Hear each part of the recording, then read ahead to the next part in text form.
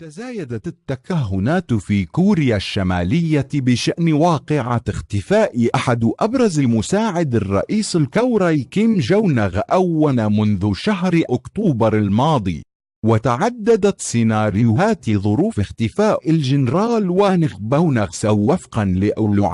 نت، بين تصفيته بطريقة وحشية بأمر زعيم البلاد بسبب خروجه عن النص العام أو محاكمته وإعدامه لتورطه في قضية رشاوى كبيرة مقابل ترقيات. ويعد آخر ظهور للجنرال هوانغ سو الذي يشغل منصب نائب مارشال وهو أعلى المناصب العسكرية هو مشاركته مع 3 أشخاص آخرين في دعاية الدولة للتبي بالتجربة النووية السادسة للنظام في سبتمبر الماضي، واختفى بعد ذلك في ظروف غامضة.